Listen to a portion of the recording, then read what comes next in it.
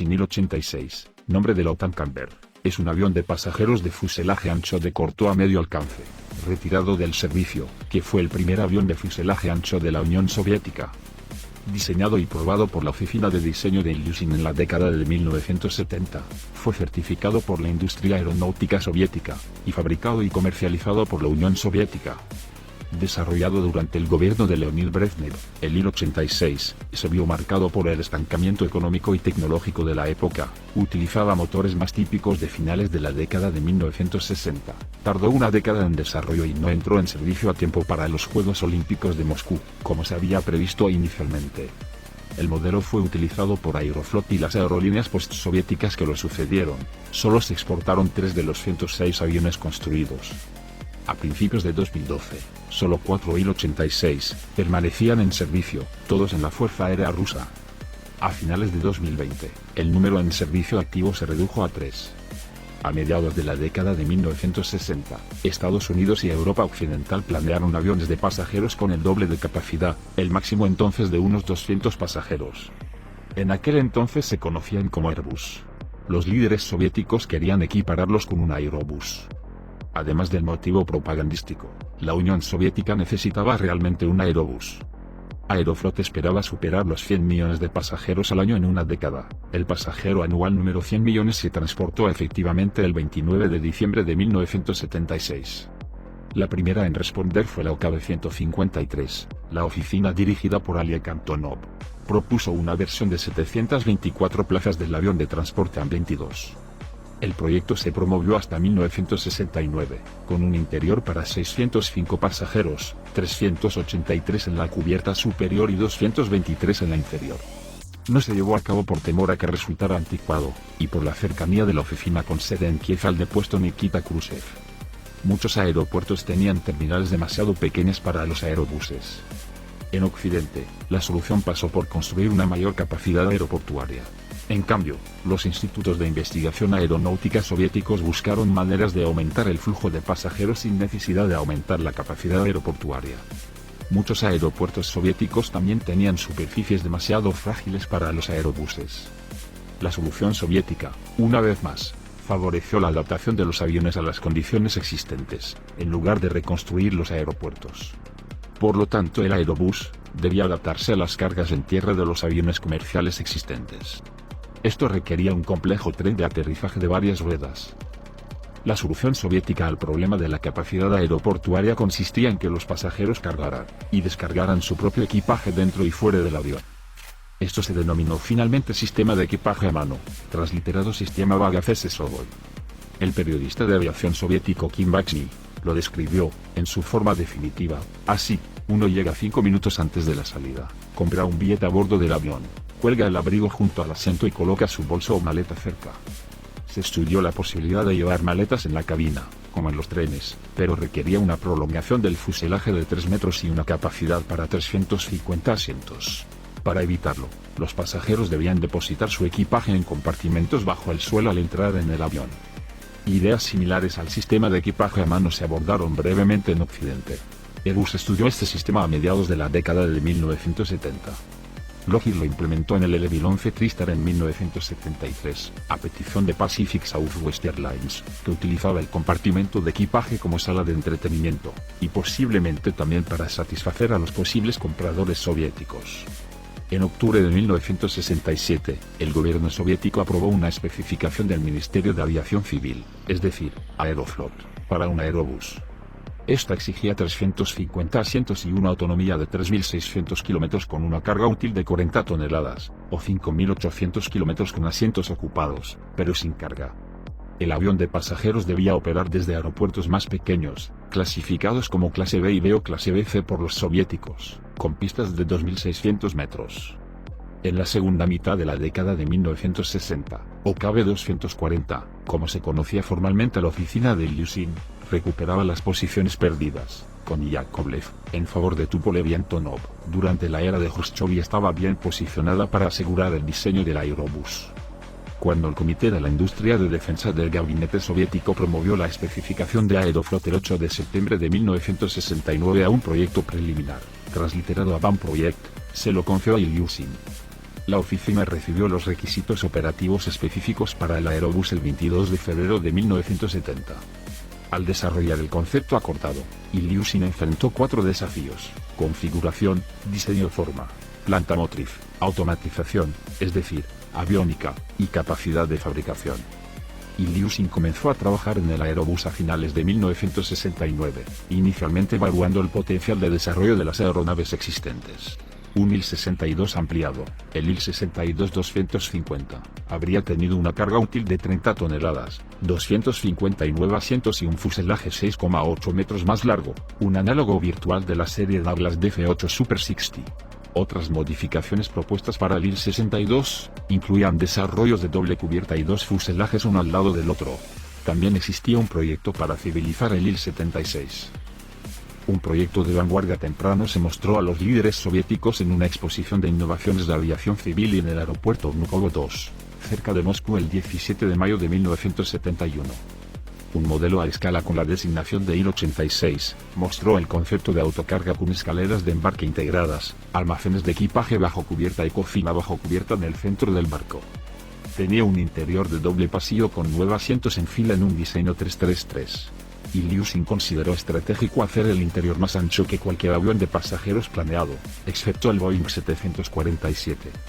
El diámetro del fuselaje de 6 metros fue dictado en parte por la necesidad de proporcionar espacio para estar de pie en los compartimentos de equipaje bajo el piso. El Il-86 tenía el segundo fuselaje más ancho de cualquier avión de pasajeros hasta el Boeing 777. Sobre esta base, el 9 de marzo de 1972, se solicitó a la oficina que procediera con el diseño detallado. La diferencia entre el modelo de 1971 y el Il-86 final residía en la configuración. El modelo se parecía a un Il-62. En aquel entonces, el Instituto Central de Aerodinámica Hidrodinámica, TSAGI, prefería la configuración de alas limpias, motor trasero y cola ente, para aviones de pasajeros. Los proyectos BAC-11, IVAC, CASA, MBB Aeroplane, presentaban configuraciones similares. La configuración de los aviones a reacción pesados era un tema políticamente delicado en la Unión Soviética. El diseñador de aeronaves Leonid Selyakov afirma lo siguiente sobre la configuración con motor bajo el ala, pionera en Estados Unidos, que gradualmente se convirtió en estándar para los aviones a reacción. La configuración del B-47, reforzado por la Fuerza Aérea de Estados Unidos, provocó una verdadera tormenta de críticas por parte de los científicos de aviación, es decir, los soviéticos. Funcionarios responsables de TSAGI y líderes de la industria calificaron enérgicamente ese avión de absurdo absoluto. Opiniones similares se expresaron sobre el Boeing 747. Controversias similares se conocieron en círculos aeronáuticos occidentales, pero este enfoque soviético mostró una típica beta de dogmatismo que sostenía que los problemas tenían soluciones inmutables, científicamente correctas. Sin embargo, no todos los ingenieros de aviación soviéticos eran tan firmes en sus ideas, y el problema de la configuración figuró en una reunión celebrada discretamente en París a fines de la década de 1960 entre ingenieros de Boeing, incluido Joe Sutter, ingeniero jefe del proyecto 747, y Bo Whittington, un ingeniero senior que estuvo profundamente involucrado en el programa SST, y algunos de sus homólogos soviéticos. Esta reunión había sido aprobada al más alto nivel por ambos gobiernos porque cada parte tenía algo que la otra deseaba con vehemencia. Los soviéticos querían saber exactamente por qué Boeing había colocado los motores del 747 en cápsulas bajo las alas en lugar de en la parte trasera del fuselaje, mientras que Whittington y los ingenieros de Boeing tenían una larga lista de preguntas sobre el procesamiento y el uso del titanio en los fuselajes. En aquel momento, Boeing lo necesitaba con urgencia para su propuesta Boeing 2707 CST, que Mach 3 era demasiado rápido y caliente para el aluminio del Concorde, y los soviéticos eran entonces líderes mundiales en tecnología de titanio. Según el relato de Sutter, ambas partes salieron de la reunión muy satisfechas con el intercambio de información.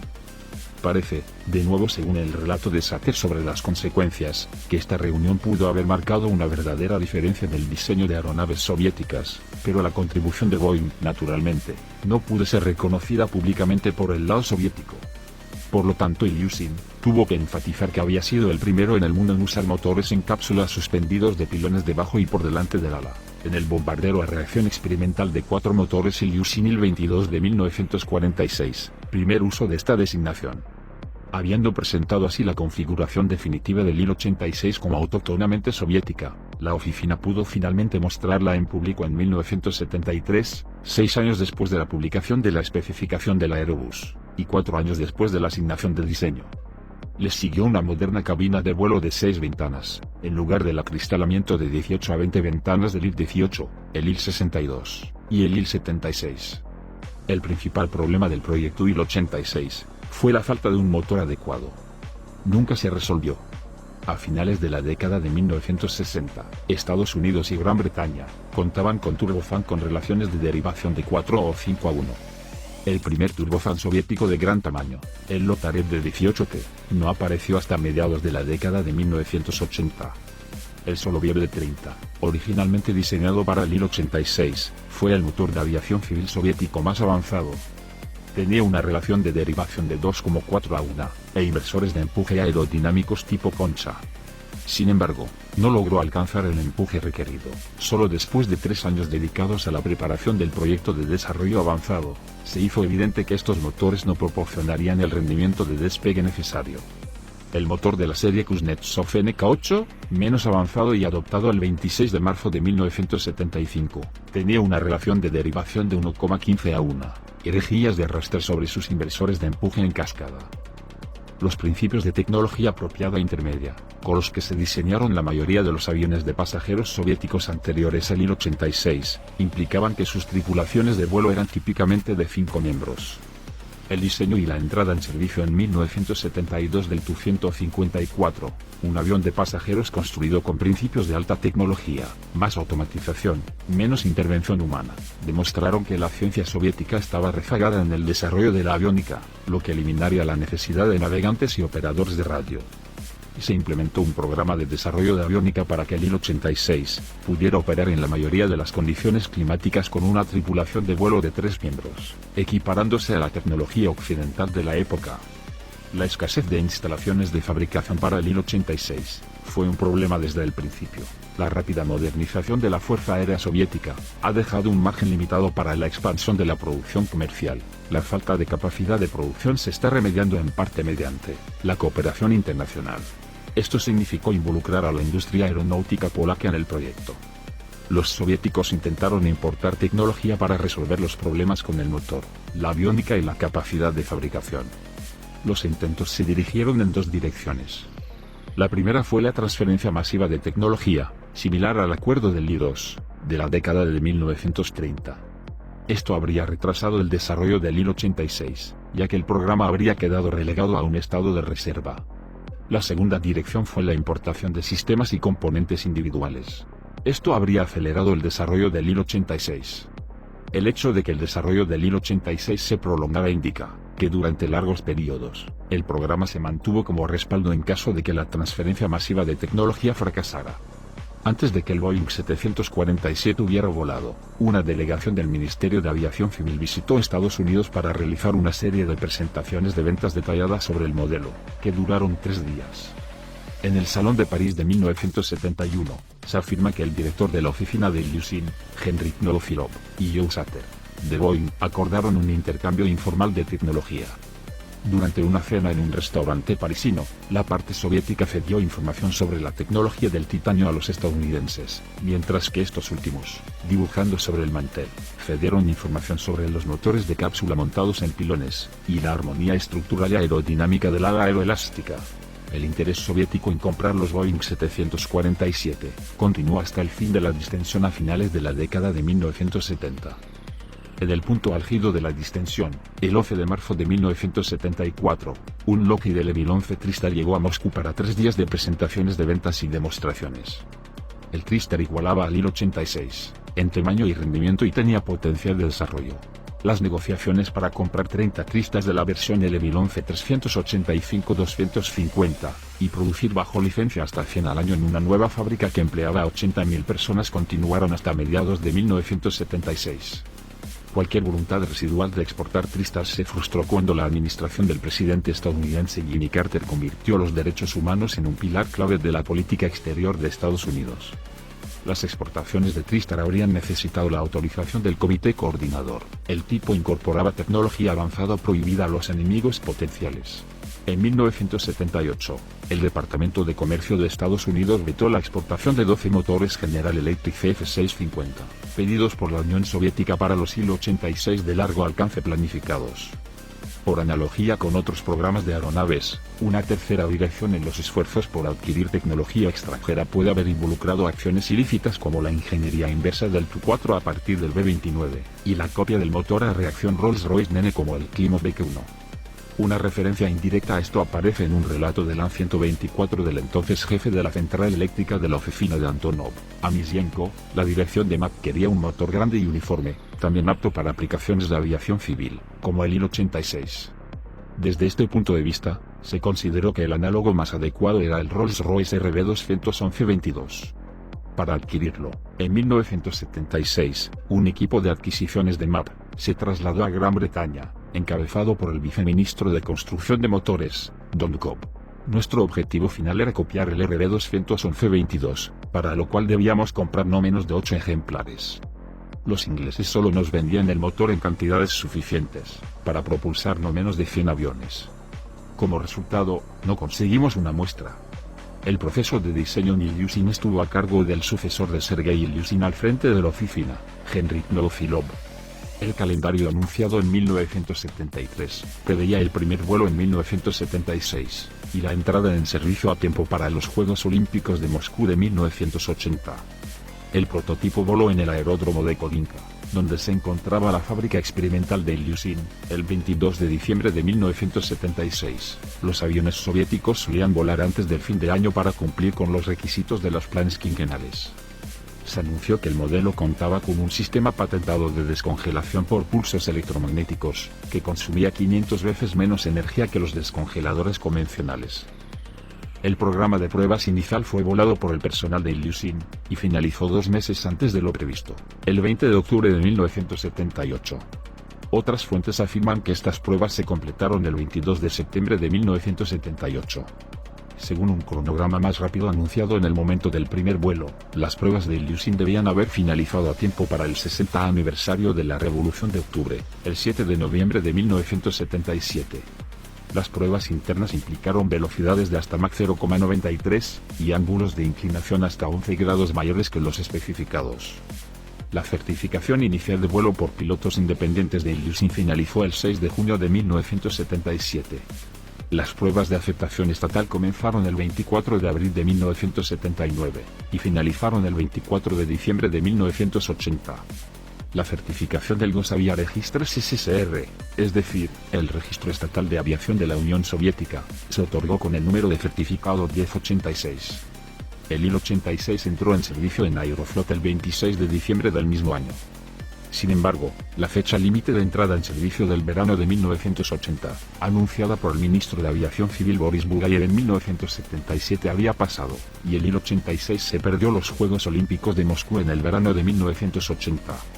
El desarrollo general del Il-86 duró más de una década. La duración de este periodo se debió a la sensibilidad de la configuración del avión, los problemas con su motor, el prolongado desarrollo de la aviónica, y la baja prioridad de las aeronaves civiles frente a las militares. En sus etapas iniciales, el programa Il-86 también se vio frenado por la esperanza de importar aviones estadounidenses. La certificación del Il-86, según el exigente conjunto de normas soviéticas y del Comecon, denominadas NLGS-2, también retrasó el progreso. Fue el primer avión soviético en someterse a un programa de certificación completo desde su introducción en la Unión Soviética en 1967, que se hizo obligatoria 5 años después. La producción del Il-86 comenzó a finales de 1976 y continuó hasta 1991. No se fabricó ningún prototipo. Las 2 primeras máquinas fueron fabricadas a mano por Ilyushin en las instalaciones de la propia empresa en Moscú entre 1976 y 1977. Una se utilizó para pruebas de vuelo, y la otra para pruebas estáticas en tierra. Más allá de estos ejemplos iniciales, la fábrica 64 del Ministerio de Fabricación Aeronáutica MAP, Minaviaprom, en Voronezh, o Ivaso, se encargó de construir más de la mitad de cada Il-86, y realizar el ensamblaje final. Para 1979, se ensamblaron 3 aviones en Voronezh. El primero, que voló el 25 de octubre de 1977, se construyó principalmente a mano, mientras que las máquinas posteriores hicieron un uso cada vez mayor de los equipos de producción. Estas aeronaves se utilizaron en vuelos de certificación y desarrollo antes de su entrega a Aeroflot. Los ingenieros de producción de la fábrica de Voronezh llevaron a cabo un ciclo de rediseño de más de 50 áreas, reduciendo aproximadamente 1.500 kilos de peso de la estructura. La capacidad en Voronezh era insuficiente, y la industria aeronáutica polaca participó en el proyecto Il-86 desde el principio. El acuerdo implicó una importante transferencia de tecnología a Polonia, y Jerzy Belczak, director de la fábrica de PZL, Państwowe Zakłady Lotnicze, Amalgamation Mielej, afirmó que supuso una reestructuración radical de nuestra empresa que incluyó más de 50 nuevos procesos. Los analistas señalaron que el trabajo en el Il-86 llevará a WSK Mielej de Polonia a un nuevo nivel de capacidad en los procesos de fabricación de una aeronave de este tamaño, incluyendo estructuras de titanio, fresado químico y mecanizado de paneles integrales. A mediados de la década de 1980, PZL tenía previsto producir la mitad del Il-86, incluyendo el ala entera, y también trabajar en desarrollos del Il-86. Ahora nos estamos preparando para fabricar unidades para el próximo modelo del avión de fuselaje ancho Il, según Belczak. A partir de mayo de 1977, la fábrica polaca fabricó empenajes completos, incluyendo planos de cola y la aleta, todas las superficies de control, dispositivos de alta sustentación y pilones de motor para el Il-86, lo que representa alrededor del 16% de estos aviones. En medio de la inestabilidad laboral y política en Polonia a partir de 1980, la fábrica de Voronezh recibió instrucciones de conservar la fabricación de alas. Después de la certificación en 1980, las producciones anuales del Il-86 fueron 1980, 1, 1981, 0, 1982, 11, 1983, 12, 1984, 8, 1985, 9, incluyendo los 4 para 8 Aidon, 1986, 11, 1987, 10, 1988, 10. 1989, 9, 1990, 11, incluyendo los 3 para exportación a China, 1991, 3. De los 106 ejemplares construidos, uno nunca voló, siendo usado para pruebas estáticas, y 3 fueron exportados. El plan quinquenal vigente cuando la Unión Soviética dejó de existir pedía la fabricación de 40 aviones más para 1995, pero la planta de fabricación cerró a principios de 1992. Era un monoplano terrestre de ala baja totalmente metálico con 4 motores turbofan de baja derivación montados en las alas. Con una estructura de 3 largueros en voladizo con planta trapezoidal modificada. Sección central e integrada en el fuselaje. Secciones interiores, exteriores y bordes de ataque y de salida desmontables. Los dispositivos hipersustentadores incluyen slats de borde de ataque de 6 segmentos en toda la envergadura, contiguos a los pilones del motor, con una inclinación de hasta el 17,5% de la cuerda, 35 grados, flaps de borde de salida de 2 segmentos con álabes fijos, y doble ranura que ocupan aproximadamente el 75% de la envergadura, 40 grados desplegándose, y alerones de 5 segmentos. Los exteriores se utilizan como spoilers a alta velocidad, y los interiores como amortiguadores de sustentación en tierra. Alerones exteriores de 2 segmentos para el control del ala a baja velocidad. Vallas de capa límite sobre los pilones. Los motores suspendidos del ala sobre los pilones actúan como contrapesos antivibración. El rango de compensación es del 16 al 33% de la cuerda aerodinámica media. La estructura de sección circular de cuadernas, y largueros con una cubierta principal continua, y cubiertas inferiores a proa y popa de la sección central. Ventanas rectangulares en la mayoría de los compartimentos entre cuadernas, 8 puertas de pasajeros SOAFI tipo primera, en la cubierta principal y 3 más en la cubierta inferior. A babor, 2 puertas de bodega de carga, y una puerta de suministro de cocina en la cubierta inferior. A estribor. La cubierta principal alberga la cubierta de vuelo, 2 vestuarios, 8 aseos, 2 despensas y una cabina de pasajeros de 3 secciones. La cubierta inferior alberga 3 vestíbulos de entrada al almacén de equipajes con escaleras hidráulicas de embarque a nivel del suelo y escaleras fijas a la cubierta principal, una cocina central conectada a la cubierta principal mediante un ascensor eléctrico, 2 bodegas de carga, a proa y popa de las instalaciones de pasajeros, un compartimento de aviónica y 2 compartimentos técnicos. Toda la cabina está presurizada y climatizada con auriculares para escuchar música o ver cine a bordo. La planta trapezoidal en voladizo con superficies en flecha. Con un timón de profundidad y profundidad de 2 segmentos. La superficie del plano de cola era de 96,5 metros cuadrados, incidencia ajustable entre 2 grados y 12 grados, mediante motores eléctricos controlados por ruedas de ajuste del yugo y ruedas de ajuste de la consola. La superficie de las aletas eran de 56 metros cuadrados. El tren de aterrizaje de disposición casi convencional, con una pata de morro de 2 ruedas, y 3 patas de tren principal de bogie de 4 ruedas, eje central y 2 exteriores, con una vía de 9,9 metros. El Il-86 está propulsado por 4 motores Kuznetsov NK86, de 2 cilindros con compresores de baja presión de 5 etapas, compresores de alta presión de 6 etapas, cámaras de combustión anulares, turbina de alta presión de 1 etapa, y turbofan de turbina de baja presión de 2 etapas. Los inversores de empuje en cascada están inclinados 15 grados, con respecto al eje horizontal.